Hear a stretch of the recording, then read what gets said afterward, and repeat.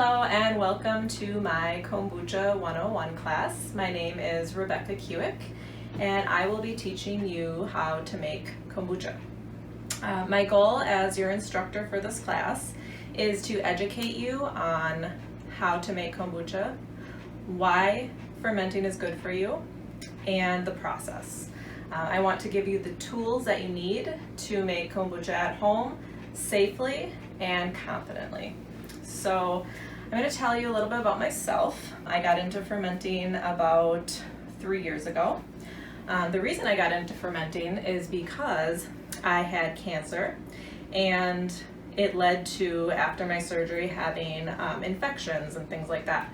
And my immune system was basically shot. So after being on antibiotics for a little while, I had a nurse practitioner recommend that I take a probiotic to help rebuild my immune system and rebuild my gut. So I did that. I went to a pharmacy and got a quality probiotic.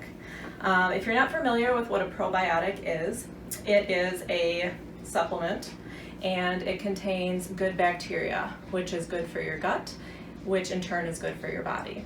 So one thing a goal for me was to rebuild my immune system and the gut. The reason you'd want to rebuild your gut is because an antibiotic or just daily living can affect your gut and your gut health.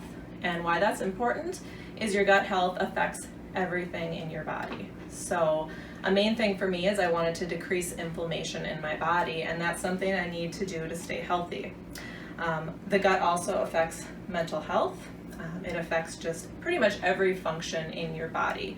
And the main thing would be, it wasn't an issue for me, but one thing is your digestive system. So if you're someone who maybe has IBS or GERD, any sort of digestive issue, fermented foods are going to be great for you. Now, like I said, I started out on a probiotic. I liked it. I got good health benefits from it. Realistically, over time, I felt like purchasing a good probiotic monthly or every 3 months got to be kind of expensive. So I started looking, okay, what are the ways that I can get probiotics into my body for less money? And I just felt like there had to be a simpler way and a more affordable way. So that led me to, of course, internet search and finding out about fermentation. There are so many different foods, not just kombucha, that are fermented, and they have a lot of beneficial good bacteria and yeasts, which when consumed help you have a healthy gut, which can decrease inflammation and help your gut health, help your digestive system, and actually help with your mental health. Kombucha was my very first fermentation. So what I'm going to do here is talk about what kombucha is and give you an explanation of what it is, what you're using to make it, and then we'll get into the demo right away. So I have everything laid out here, and I want to make sure that you are confident and are able to follow the simple steps to make a good tasting kombucha for yourself and your family. To get started, kombucha is a fermented tea beverage with live good bacteria and yeast. It has about 7 strains of good bacteria and yeast, which support your gut health. One of the coolest things I think about kombucha, and one of the reasons I started with it, is that it has 1 yeast strain, and it is a probiotic, but it is not bacteria. So what that means is if you take an antibiotic, it will not be killed by that antibiotic. So it's antibiotic resistant. What I find really neat about that is actually it comes in the store and it's used in hospitals under the name Floristor. It's called S. boulardii. That is one of the most fascinating things to me about kombucha, but it has about 7 beneficial strains of bacteria and the 1 yeast, and it's very high in B vitamins, also high in lactic acid, some amino acids, and some polyphenols. I put gloves on here. You do not have to do this.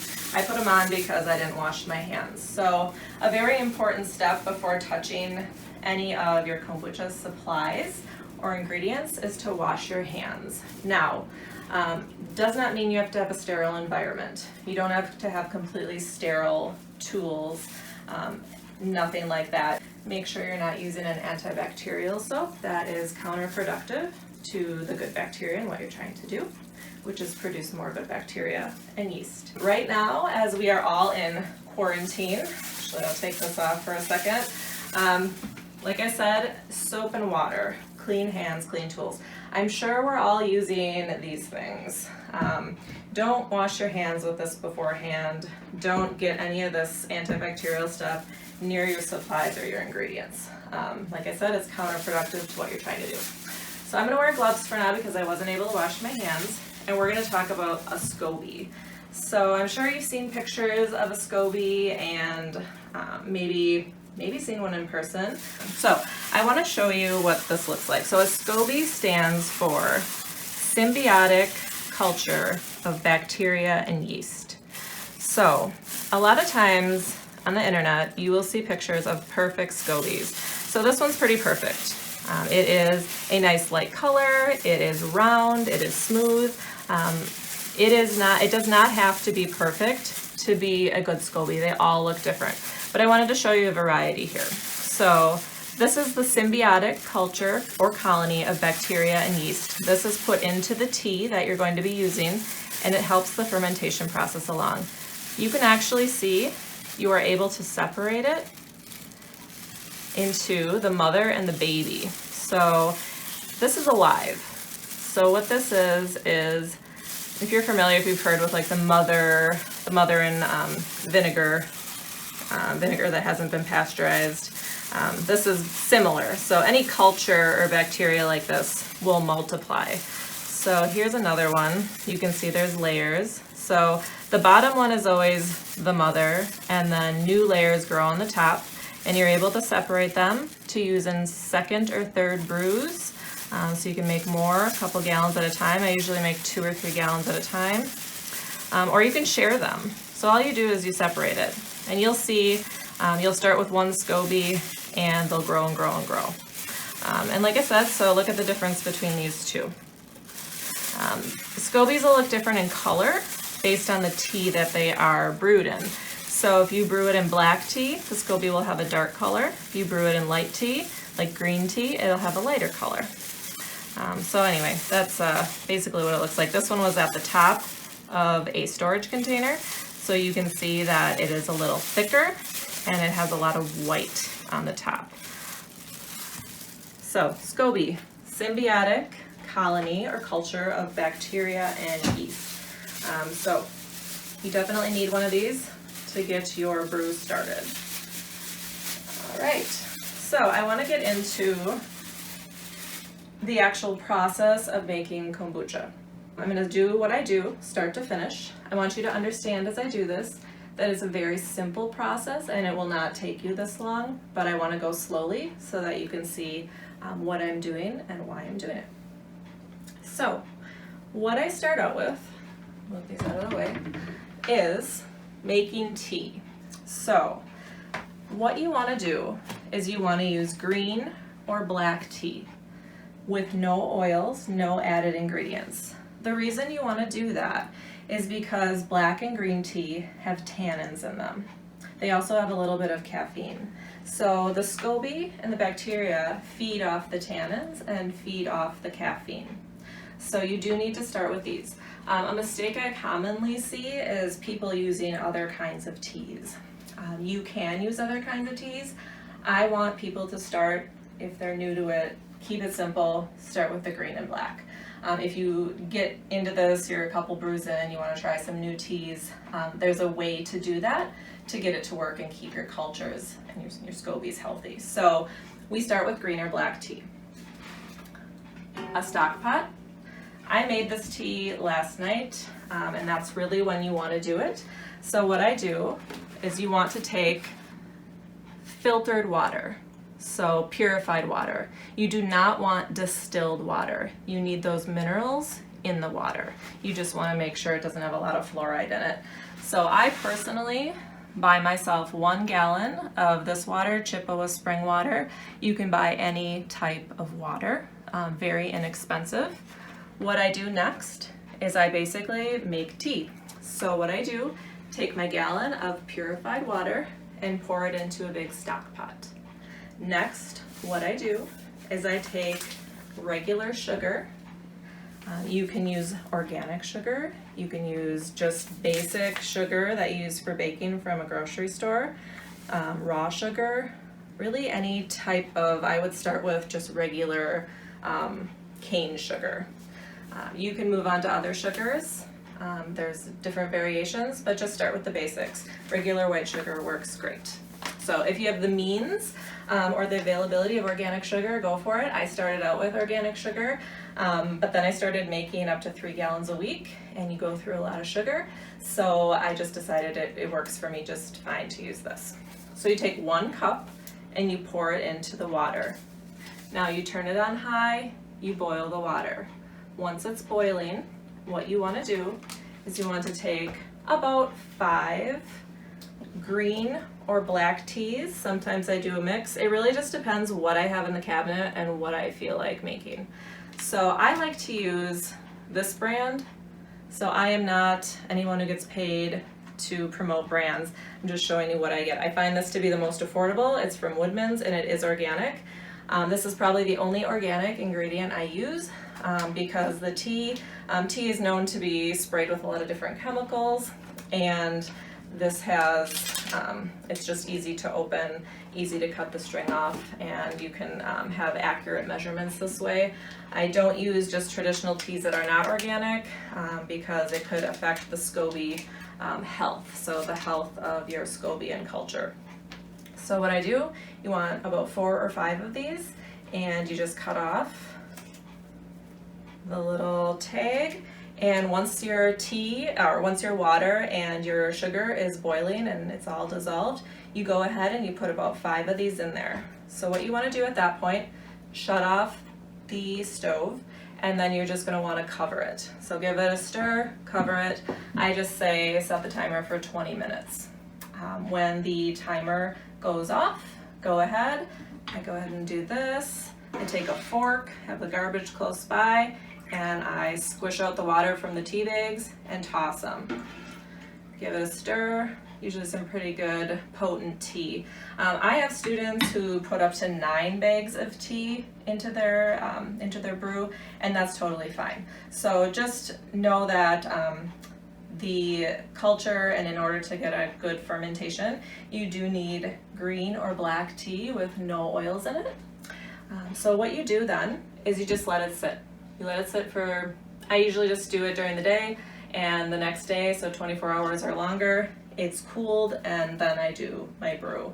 The reason you want to do that is that bacteria is killed by heat. So you do not ever want to be impatient and put your SCOBY into some hot tea. It will kill it and it will completely negate the whole process. So that's one thing, just be patient. I find it's just easier to do it the night before. All right, so let's say that 24 hours has passed. Your tea is cooled. So you made it with a gallon of purified water. You put 1 cup of sugar in, 5 bags of tea, remove the bags, and now it's cooled and it's time to actually start the process of making your brew. All right, so what you're going to want to do, you don't have to use a funnel, you can use a funnel. I get kombucha all over my kitchen, it really doesn't matter. So we'll start with a funnel. A gallon jar is what works best. I've used bigger than a gallon jar, but I just got this from Target. You can get them usually from anywhere like Target, Menards, you can buy them online. Homebrew stores are great. They have a lot of the supplies. You could pick up the funnel, the stock pot, and the jar if you wanted to. So glass jar, not metal, not plastic. You want it to be nice and thick. So this one, like I said, I got from Target and I just took the top off. So what you want to do, take your cooled tea from the night before and go ahead and pour it into your glass jar. This one I actually used all green tea. I prefer green tea. Still has a lot of good tannins in it, still feeds the SCOBY, and it gives a really nice light flavor. I find black tea tends to give it a much richer, potent flavor. So I kind of just use green tea. Sometimes I'll throw a bag or two of black tea in there too. So you pour your cooled tea into the glass jar. The next thing you'll do is you will take starter tea, 1 cup of starter tea. So where do you get starter tea? What this is plain kombucha. Usually, if you've been brewing for a while, you pull it from your previous batch. Brewing kombucha is a cycle. So this has been pulled from my previous batch. The 1 cup of starter tea goes into the jar. Put it in right away. I usually, if I'm pulling it from my other batch, put a cup over here and I will set it to the side because it's easy to forget and end up bottling it. If you haven't been brewing, a lot of times if you purchase a SCOBY or you get a SCOBY from someone else, it has 1 cup, it's given to you with 1 cup of starter tea. If you for some reason don't have starter tea, don't have a cup of starter tea, or you forget and bottle it and you're left without one, you can get starter tea from the grocery store. A good brand is GT's. They have an original kombucha that you can use for starter tea. Be careful, don't just use any brand. I would just recommend GT's. You can always message me and ask for advice if you're at the grocery store and they don't have that. But a lot of teas, they have a lot of extra ingredients, extra flavors. All those will affect your brew and the SCOBY health. So we have the cooled tea, 1 cup of starter tea. Now, take the rest of your purified water and go ahead and fill it up just under where it starts to curve in. Now, sometimes, depending on how big your jar is, you might have a gallon, you might have a little bigger than a gallon, the tea will fill all the way up. A lot of times I don't have enough and I just fill it with the rest with purified water. So at that point, what you're going to do is take a SCOBY, any kind. Like I said, it doesn't have to be a perfect looking SCOBY. This one is in layers. Actually, I'm not going to use that one. I'm going to use this one. So this is a single layer of SCOBY. So this is the culture, the bacteria culture with 1 strain of yeast, and it goes just floating right on top. Now, when you get it in there, don't touch it, just leave it. Sometimes they'll sink to the bottom, sometimes they'll float sideways. It doesn't matter, just leave it. It will position itself to the top, typically, within a couple days. And it's actually really cool to watch. So, like I said, if it sinks to the bottom, just leave it. You just dunk it in there and let it do its thing. It's really cool because if it does go to the bottom, it's like having a science experiment on your counter. You can watch it day by day, and actually you will see yeast that will pull it up. So a film will develop on the top, which is a new SCOBY, and it will send little yeast down to pull the SCOBY up, and you can actually see that, which is really neat. So you have cooled tea in the jar, starter tea, SCOBY. That's all you put in there. Next, what you're gonna do, cover it. Now, do not cover it with something like a lid. The SCOBY and the tea, in order to ferment, it needs air to breathe. Now, this is just fine. You can use any type of coffee filter. I just happen to use these for my own coffee and like the ones that are unbleached. Doesn't have to be unbleached. I usually double it up. So coffee filter, rubber band, coffee filter, rubber band. Sometimes, if it's summer, I will even put a towel over it. But you don't want a lid, you want there to be air for it to breathe. Now, you could use a cheesecloth, that's another option. And then it's really set. So all you do, oh, and I was gonna say, the reason I double it up and maybe in the summer you would use a towel is because it'll attract fruit flies. So even if you've never had fruit flies in your house, for whatever reason, they're gonna get in and they're gonna be attracted to this. And they're sneaky. They'll even get up and under there. So that's in summer, when it's hot, they come out, just go ahead and cover it with a towel. I just, even in winter, do 2 coffee filters. Just makes me feel more comfortable just in case. All right, so in winter, so one thing I talk about, you do not need to do this, but it's recommended by me. When it's hot, fermentation, anything, you're fermenting vegetables, you're fermenting kefir, fermenting kombucha, water kefir, whatever you're fermenting, in summer it goes much faster, your cultures, the scobies will multiply like crazy. Now, if you're in winter, you will notice that it slows down. So in summer, say maybe it takes 5 days for your brew to be done. In winter, it might take 9 to 10. If you want to keep more of a consistent brew, so say it's done every 7 days, what's recommended is a fermentation wrap. So this is one, once again, I'm not promoting any specific brand, I'm not paid to promote a brand. I got this just on Amazon. They most likely have them at a homebrew store in Green Bay. I like to go to the homebrew store on Dousman in Green Bay if you're from around here. They actually have a guy named Seth. He's awesome and super helpful with any kombucha questions you have. But this is a wrap that's awesome in wintertime. So what this is basically keeping your kombucha warm. So bacteria loves heat, the yeast loves heat, your SCOBY loves heat. Now, in saying that, like I said, don't use hot tea. It doesn't like to be submerged in hot water. It doesn't like hot heat. But on the outside of your brew, you need to keep certain temperatures, and the temperature will determine how quickly or slowly your brew ferments. So this one was cool. Like I said, I got it on Amazon.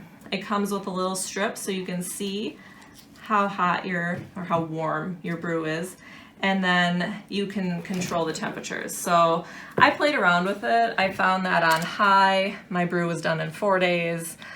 Medium was okay. I usually, if I use it, I actually keep it on low. It's done every 7 days. So that's something to use. I actually did not buy one for 2 years, so my first 2 years. But brewing in Wisconsin is challenging. So if you're cold, your cultures are cold. So think of it that way. They're alive. They don't like to be really, really cold. They also don't like to be really, really hot. So what happens then is it sits on your counter for 7 to 10 days typically, unless you have the heat up really high or you don't have air conditioning in your house. So a lot of fermentation, aside from just this basic process, is patience and waiting. So you've got everything set up, and you just put it on. I plug this in. It sits for about, I would say, 7 days, like I said, with it on low. For you, if you're new to this, what you want to do is start straw sampling your brew at about 4 days. So what that means is take these off, take the straw, put it down the side with your finger over it, take it out. I just put a little bit in a cup, do it again, a little bit in a cup, start tasting it. I don't really taste it anymore. I taste it maybe once right before I bottle it just to see where we're at. But when you're getting used to this process, it's a really good idea to start straw sampling while keeping it from getting contaminated. Don't like suck on the straw or anything. Straw sample at about 4 days. So some people have asked me, well, how many days is perfect? What should it taste like? So my opinion on that is it's up to you. There is no perfect way that it should taste. My preference is not as sweet, but not very sour. So just keep tasting it. You'll see that it gets more sour as the day goes on.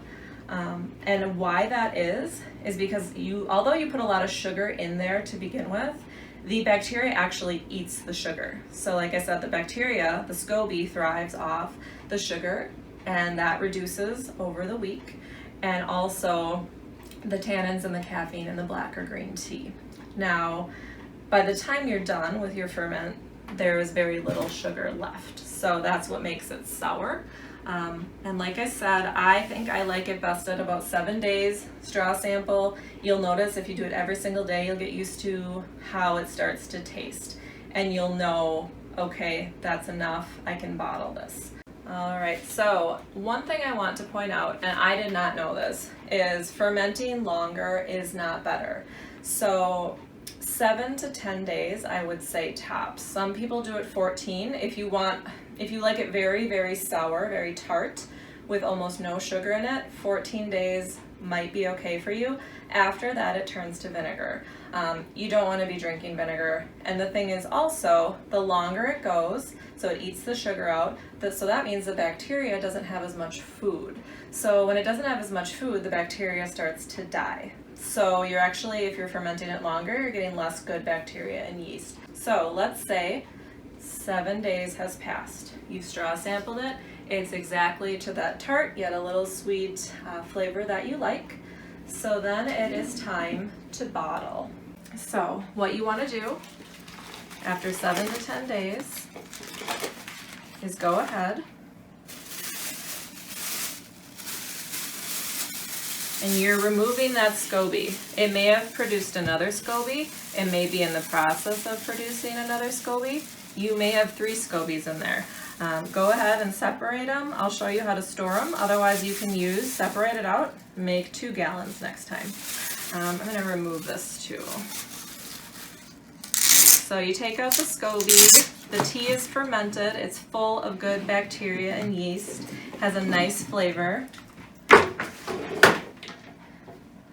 You remove the heater if you're using one. You do not have to use one, like I said. For 2 years I did not, and in wintertime it maybe took 9 to 10 days to get it to where I wanted, so not that big of a difference. It's just nice to have that consistency year round. And like I said, Wisconsin winters are cold and ferments don't love it.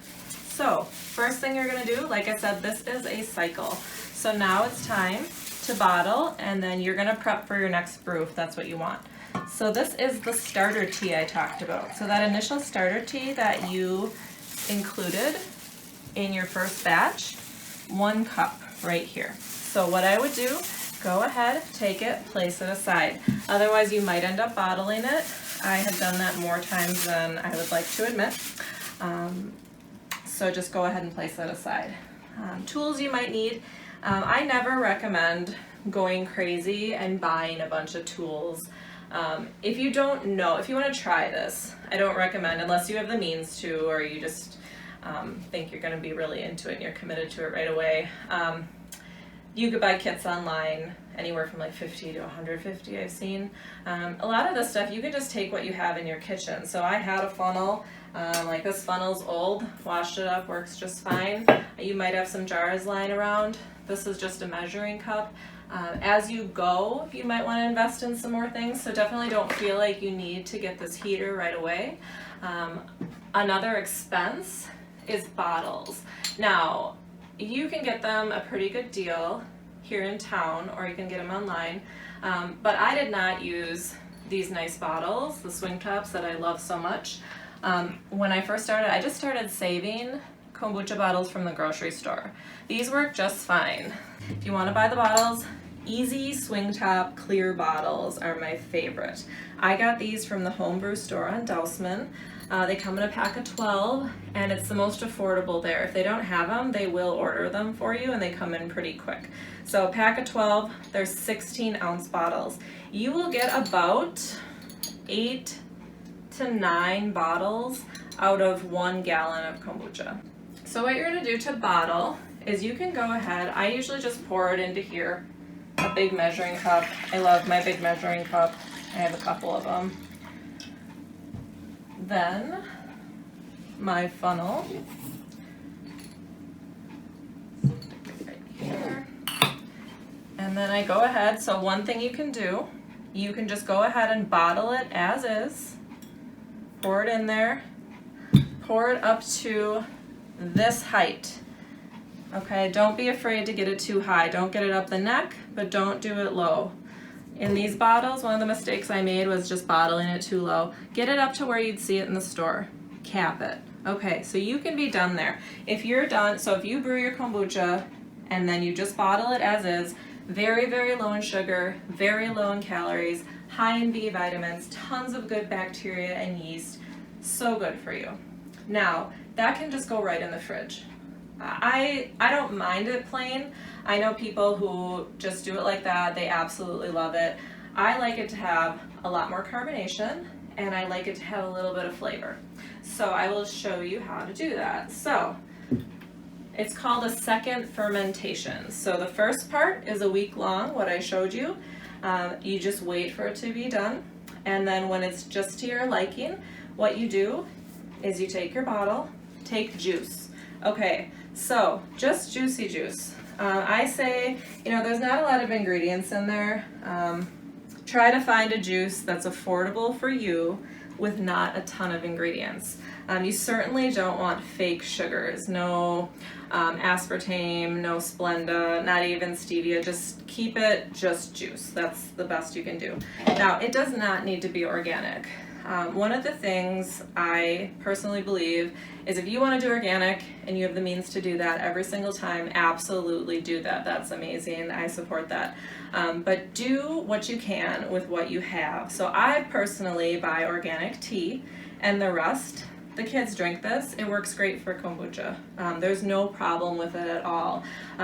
Do what you can with what you have. I want it to stay affordable. I think these foods should be as accessible as possible to anyone who wants to make them.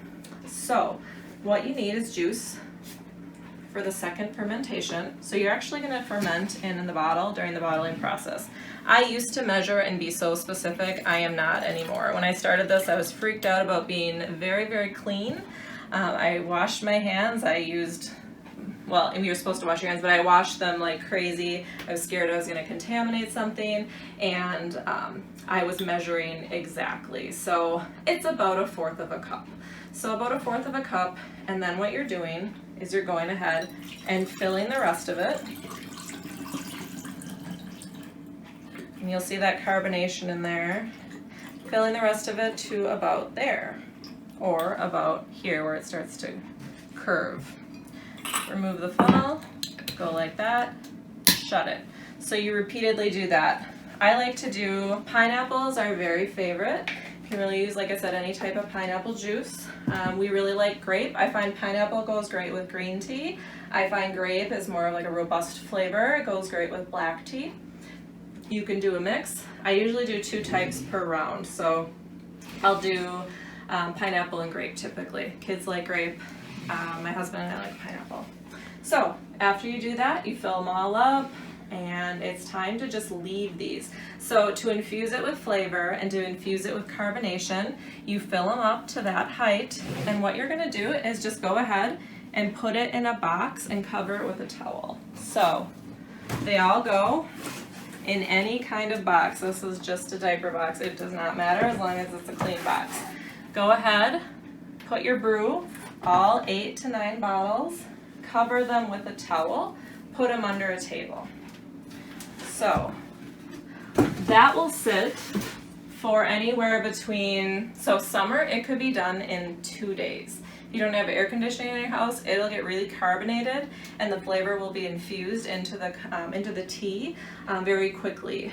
In winter, it sits under our table for about 5 days.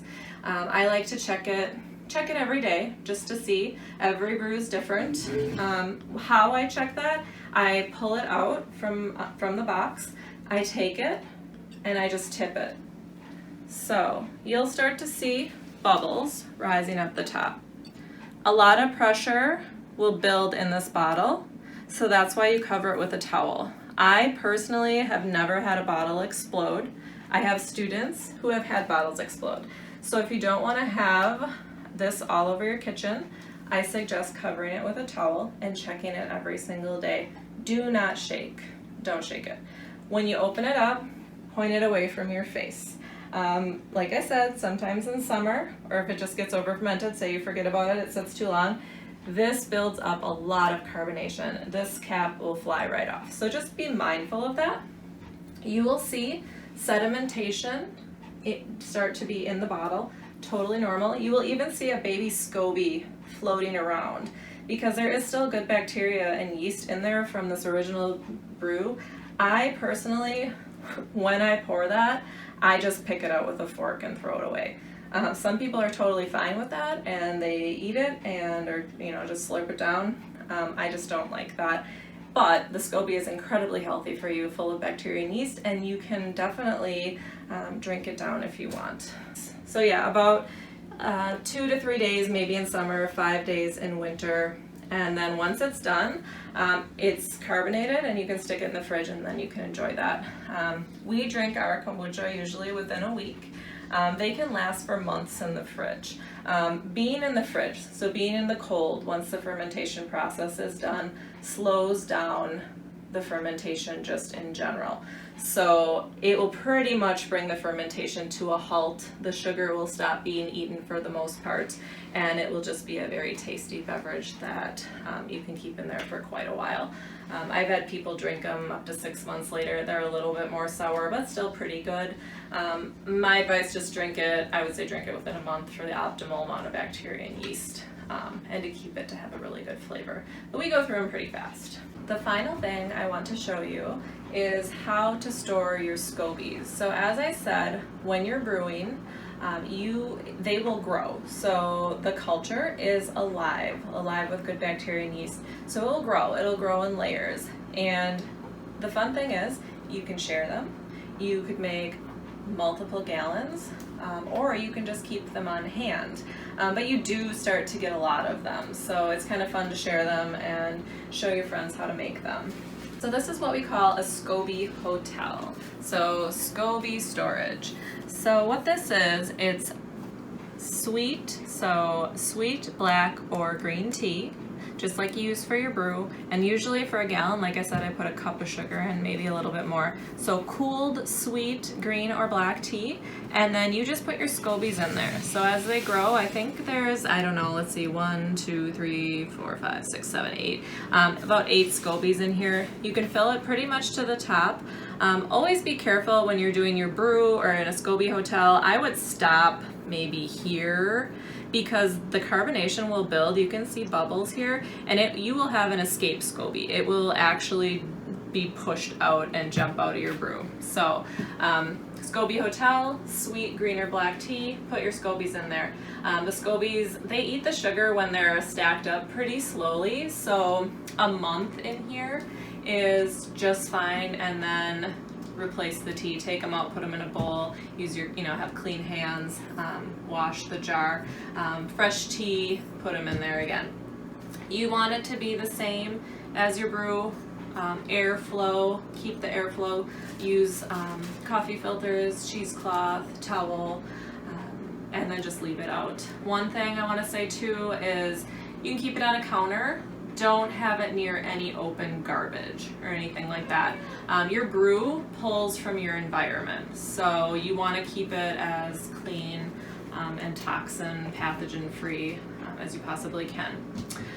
So another thing I like to touch on is a lot of people, when they start, they are afraid that they're going to get sick.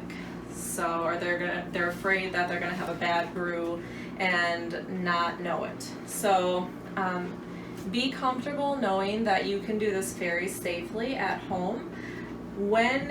How to know when your brew is bad. So 1, if you have something that looks weird, send me a picture. I get SCOBY pictures all the time. Consider me your Kombucha 101 hotline. If I'm busy, I won't answer you right away, but usually I can get back to you pretty quick. So send me a picture if you don't know or if you're scared something's wrong. I have never once been sent a picture. I've had, I don't know, upwards of 100 students for this type of class, and I've never had a single student where I looked at the picture and said, that's bad. It's always been fine. It just takes a while to get used to what it looks like. You will see if it is bad. You will see mold. So black mold, white mold, the fuzzy mold, orange, something. If you've ever seen mold on any food, you will see it. If that happens, your brew is bad. Throw it out, start over. It will smell. So overall, it's going to have a vinegary smell, a little bit, but that's normal. What you're looking for that's bad is, like I said, the mold, and also it will just smell disgusting, just putrid. If you smell that it is just disgusting, you will not be able to eat it. So don't be afraid that you're going to get yourself sick. My kids drink it, I drink it. I've never once had a student get sick, and like I said, I've had over, I don't know, somewhere between 100 and 200 kombucha students. Never had a picture sent to me where I was like, that's not good, throw it away. So they all just look different. You'll definitely get used to it. So, although it's been a lot, it is actually a very simple process. I explain a lot as we go through, but when you're doing this at home, it's a little bit of work at the start, a lot of waiting, and then the bottling, and some more waiting, maybe, depending on how you like it. So that is the entire process. I hope you enjoyed the demonstration. I hope you feel confident to do this at home and you feel like you have the education and tools to do this safely. If you have any questions at all, feel free to message me. Let me know. I really have felt a lot of health benefits or experienced a lot of health benefits for myself, my family. It strengthens our immune system. And in teaching, it's just been amazing to hear students' stories about how they've healed their own bodies or helped their family members with health issues. I have to say I'm not a medical doctor, I only speak from experience, but adding something like this to your diets is going to help you and your family and friends greatly. Thanks so much. If you have questions, let me know.